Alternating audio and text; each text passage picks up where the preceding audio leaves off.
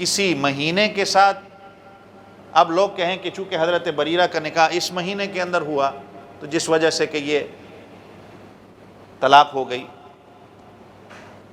یا حضور اقدس صلی اللہ علیہ وسلم کے منہ بولے بیٹے حضرت زید تھے، انہوں نے نکاح اس دن کیا جس وجہ سے جو ہے نحوست ہو گئی. نہیں، سارے دن اللہ کے بنائے ہوئے ہیں. آپ کسی دن پہ بھی جو ہے چاہیں کاروبار شروع کر سکتے ہیں، نکاح کی ضرورت آپ کو ہے، نکاح آپ کر سکتے ہیں. یہ ہماری سوسائٹی کے اندر اس کو برا سمجھا جاتا ہے. جیسے اگر کسی کی وفات ہو جاتی ہے اور دوسری طرف گھر میں اگر شادی ہونی ہو تو لوگ کہتے ہیں کہ چونکہ یہ وفات ہو گئی، اب چونکہ بعض تو کہتے ہیں کہ ٹھیک ہے جی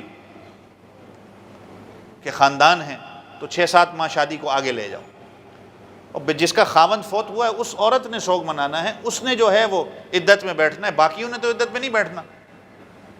یا بعض کہتے ہیں کہ بھائی یہ گھر چونکہ اب میت شدہ ہو گیا ہے، اس گھر کے اندر میت ہوگی، اگر ہماری شادی اس گھر کے اندر ہو جاتی ہے تو ہمارا گھر بھی جو ہے نحوست والا ہو جائے گا. تو اسلام کے اندر اس کی کوئی گنجائش نہیں ہے. سارے دن اللہ کے بنائے ہوئے ہیں. کوئی مہینہ نحوست کا نہیں ہوتا.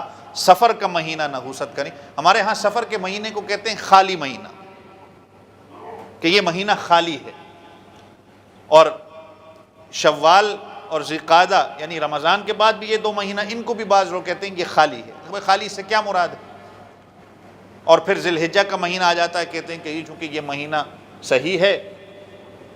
اس کے بعد چونکہ محرم آنا ہے تو محرم کے مہینے میں چونکہ شادی بیاہ نہیں کر سکتے، نحوست کا مہینہ ہو جائے گا، یہ ہو جائے گا، فلاں ہو جائے گا. ان مہینوں کو خالی کہا جاتا ہے. یہ جاہلانہ سوچیں ہیں، رسمیں ہیں. ہندوؤں کے ساتھ رہتے رہتے ہماری یہ ایک سوچ بن گئی ہے، ورنہ اسلام کے ساتھ اس کا کوئی تعلق نہیں ہے. کسی کو کوئی بیماری لاحق ہوتی ہے اور اگر وہ بیماری اللہ نے آپ کے نصیب میں لکھی ہے تو آپ کو ہو جائے گی.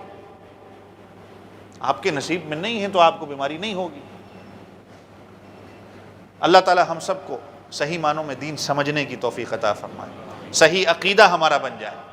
یہ ہمارے عقائد ہیں چھوٹے چھوٹے جو ہمیں پتہ ہونے چاہیے